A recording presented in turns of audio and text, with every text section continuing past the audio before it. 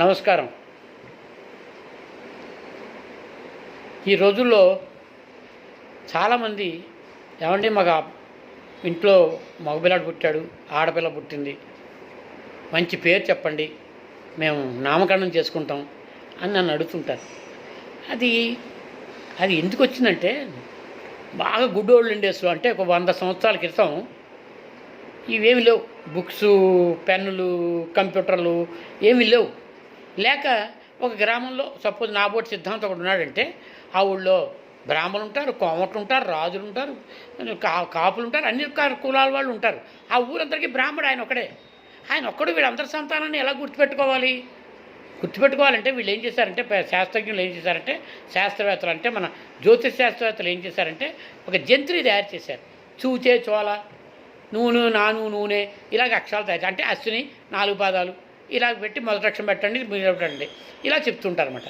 అలా చెప్పి ఏమంటే అబ్బాయి పుట్టాడండి, వీడియోలో ఎక్కేసి ఆ చిత్తానక్షరం రామయ్య పెట్టరా పేరు, నేను మనవాడు రామయ్య పెట్టు అని వాడు. అంటే వాడు రామయ్య పెట్టాడు అనుకోండి, వాడు ఇంక రేపు పొద్దున్న ఏ పనికి వీడి దగ్గరికి వచ్చినా రామయ్య అనే పేరు మీద వీడు చెప్తే వీడి చిత్తానక్షత్రం అని చెప్పి గోచారం తెలిసి గోచారం మీద వీడి పరిహారాలు ఇచ్చేవారు.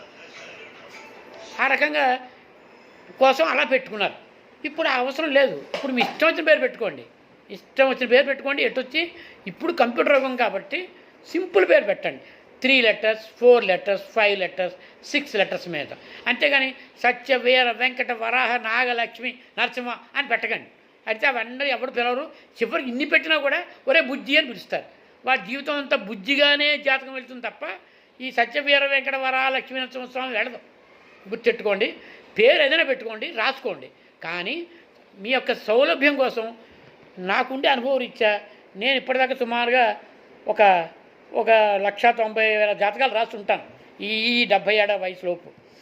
ఈ జాతకాల ప్రకారం ఏంటంటే సూర్యభగవానికి సంబంధించిన పేర్లు ఏవైనా కూడా చాలా సక్సెస్ఫుల్ పేర్లు. అంటే రవి, రవితేజ, భాస్కర్, ఉదయ్, ఈ రకంగా ఈ పేర్లు ఎప్పుడైతే సూర్యోదయాన్ని సూచిస్తూ వస్తాయి, ప్రకాష్ రావు, వీళ్ళు ఏ రంగంలో ఉన్నా కూడా వాళ్ళు బాగా జీవితంలో అభివృద్ధి చెందుతారు. అందుకే సూర్యభగవానుడు, ఎందుకంటే మనకి కర్మసాక్షి సూర్యభగవానుడు, పైగా గ్రహాధిపతి సూర్యుడు. ఎందుకంటే ఈ గ్రహచక్రంలో సూర్యుడేమో రాజు, చంద్రుడు రాణి. అందుకని ఈ పేర్లు పెట్టుకుంటే బాగా ఉంటుంది.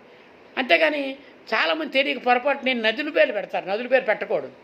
నదుల పేరు పెడితే వాటికి ఆట్లు, పోట్లు, ఇంకిపోవడాలు, వెనక్కి వెళ్ళిపోవడాలు, ముంచేయడాలు, అంటే వీళ్ళ యొక్క జీవితాలు కూడా అలాగే ఉంటాయి. వాళ్ళ యొక్క గవిస్థితి కూడా నడుస్తుంది. వాడికి వెళ్ళకూడదు.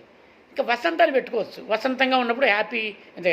గ్రీష్మ అని పెట్టుకున్నారు కొంతమంది, చూశాను నేను. అమ్మాయి కోపించడాలు అవుతుంది, ఖచ్చితంగా అవుతుంది మెంటాలిటీ.